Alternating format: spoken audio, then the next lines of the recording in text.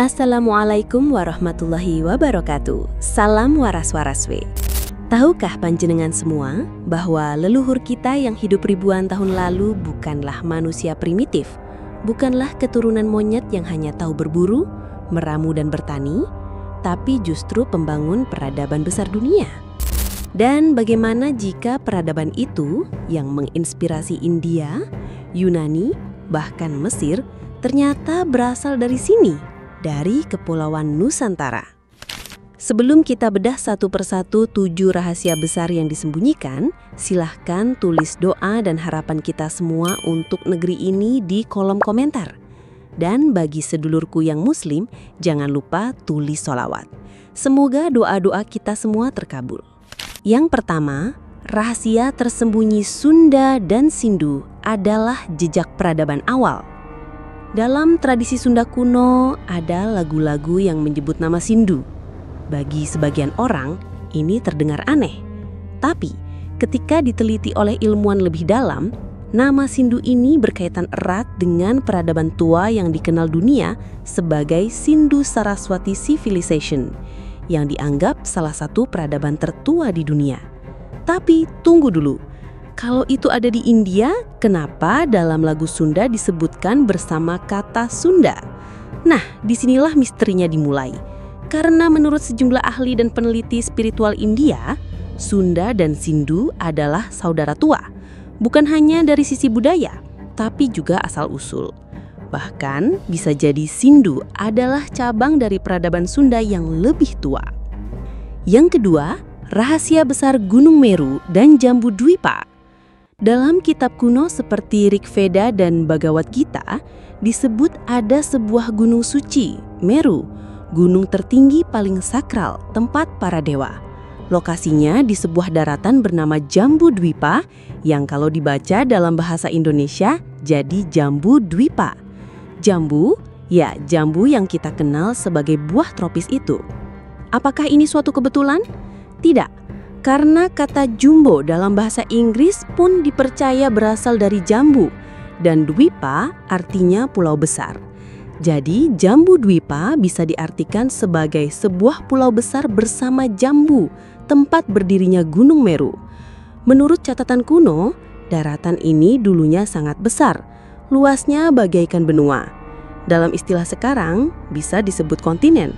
Dan menurut para peneliti spiritual dan geologi modern, kemungkinan besar, lokasi ini adalah wilayah yang sekarang kita kenal sebagai Sundaland. Yang ketiga, bukti perang nuklir zaman Mahabharata. Kalau panjenengan pikir teknologi canggih hanya milik dunia modern, mari kita lihat lagi kisah Mahabharata.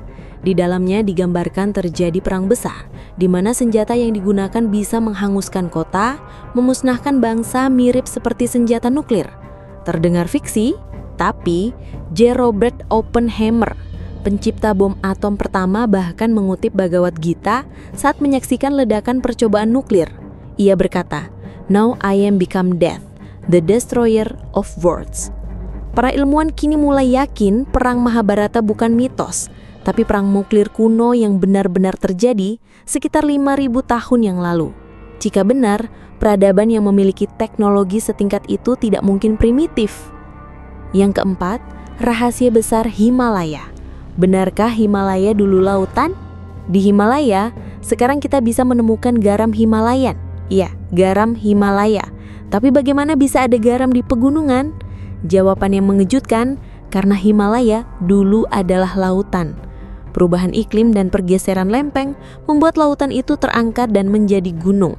Ini membuktikan bahwa bumi pernah mengalami perubahan dahsyat, termasuk bencana global, letusan gunung super, dan pergeseran peradaban. Yang kelima, rahasia besar Samudra Mantan dan bencana besar yang menimpa. Dalam teks kuno India, disebut terjadi peristiwa besar bernama Samudra Mantan, pengadukan lautan. Laut diaduk karena terkontaminasi gas beracun, tidak lagi membawa hujan yang menyuburkan, tapi racun yang membunuh. 2 kelompok besar manusia, Sura yang selaras dengan alam dan Asura yang menentang alam, bersatu bukan untuk perang tapi untuk mencari solusi. Mereka berhasil membersihkan laut dan dari bencana itu muncul tumbuh-tumbuhan penyembuh, herbal dan husada yang menyelamatkan kehidupan. Bencana ini diperkirakan terjadi 12.000 sampai 15.000 tahun lalu, sejalan dengan letusan besar seperti Gunung Toba yang debunya sampai ke India. Yang keenam, rahasia yang disembunyikan tentang perpindahan leluhur dari Nusantara ke dunia. Setelah serangkaian bencana, manusia-manusia dari Nusantara berhijrah. Sebagian pergi ke dataran tinggi India, wilayah yang kini disebut Sindh, dan membangun peradaban dengan ilmu dan tanah asalnya. Sebagian lagi sampai ke Yunani.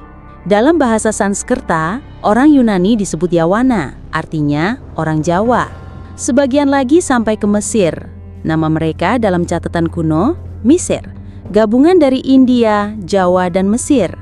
Dan saat kita melihat piramida di Mesir, bentuknya sederhana, mirip struktur Gunung Padang yang justru jauh lebih tua, tapi belum sepenuhnya digali dan diteliti. Yang ketujuh, rahasia besar simbol swastika, Gunung Padang, dan pusat peradaban dunia. Simbol swastika yang dicuri Hitler sesungguhnya adalah simbol spiritual Nusantara. Di atas Gunung Padang, susunan batu kunonya membentuk pola ini. Simbol ini adalah lambang keharmonisan, kekuatan spiritual, dan keselarasan dengan alam semesta, bukan simbol kebencian seperti yang kemudian dipakai Nazi. Gunung Padang sendiri diperkirakan berusia lebih dari 20.000 tahun, jauh lebih tua dari piramida Mesir. Dan ini hanya satu dari sekian banyak bukti bahwa pusat peradaban dunia bukan berasal dari barat, tapi dari timur, dari Nusantara. Jadi, apa arti semua ini? Selama ini kita diajarkan bahwa peradaban besar berasal dari Mesopotamia, Mesir, atau Yunani. Tapi bukti-bukti terbaru menunjukkan bahwa peradaban itu mungkin berasal dari sini, dari Sundalen, dari Jambudwipa yang disebut dalam kitab suci ribuan tahun lalu. Dan sejarah ini bukan sekadar kebanggaan, tapi tanggung jawab besar. Kita adalah pewaris tanah yang dulu menjadi pusat peradaban dunia.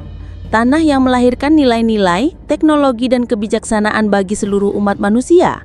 Dan saatnya kita menggali kembali, bukan hanya situs arkeologi seperti Gunung Padang, tapi jati diri bangsa ini. Karena mungkin yang disebut masa depan emas Nusantara bukanlah mimpi, tapi rahasia besar lama yang akan terulang. Saudara-saudaraku yang berbahagia, di penghujung perjalanan kita menelusuri rahasia-rahasia besar leluhur Nusantara, mari kita sejenak merenung.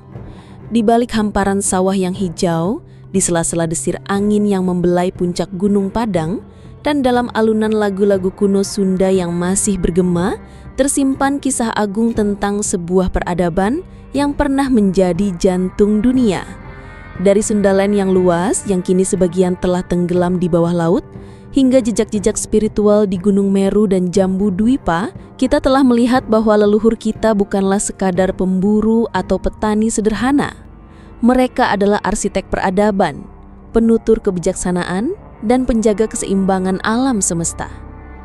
Bayangkan, ribuan tahun lalu, ketika dunia masih diselimuti kabut misteri, leluhur kita di Nusantara telah menciptakan simbol swastika di batu-batu Gunung Padang, bukan sebagai tanda kebencian, tetapi sebagai lambang harmoni kosmik.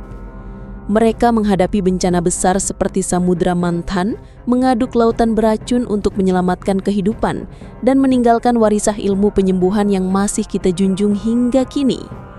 Kisah Mahabharata, yang kini mulai diyakini sebagai bukti perang teknologi tinggi di masa lampau, adalah cerminan bahwa leluhur kita telah menguasai ilmu yang bahkan dunia modern baru mulai memahaminya.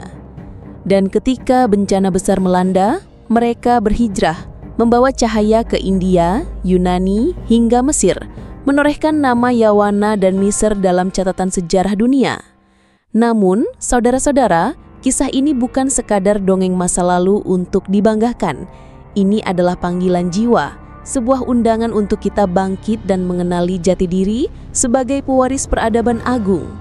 Nusantara bukan hanya tanah tempat kita berpijak, tetapi juga tanah yang telah melahirkan nilai-nilai universal, keberanian, keseimbangan, dan kebijaksanaan. Gunung Padang yang berdiri kokoh lebih dari 20.000 tahun adalah saksi bisu bahwa kita adalah bagian dari cerita besar umat manusia. Kita bukan pengikut, tetapi pelopor yang pernah memimpin dunia menuju cahaya. Di tengah tantangan zaman, di mana dunia berlari kencang mengejar kemajuan namun sering lupa akan akarnya, marilah kita menoleh ke belakang untuk melangkah ke depan. Mari kita gali kembali situs-situs suci seperti Gunung Padang, bukan hanya untuk menemukan batu dan artefak, tetapi untuk menemukan kembali semangat leluhur yang tak pernah padam. Kita adalah anak-anak Sundaland, pewaris Jamu Dwipa, dan penjaga warisan spiritual yang telah menginspirasi peradaban dunia. Masa depan emas Nusantara bukanlah mimpi yang jauh, melainkan kenangan kejayaan yang menanti untuk kita wujudkan kembali. Dengan doa yang kita panjatkan bersama, dengan salawat yang mengalir dari hati, dan dengan tekad untuk menjaga harmoni alam dan sesama, mari kita songsong hari esok dengan keyakinan bahwa kita mampu mengulang sejarah gemilang itu. Suro Diyarjo Ningrat, lebur dening pangastuti, segala keangkuhan akan luluh oleh kelembutan budi.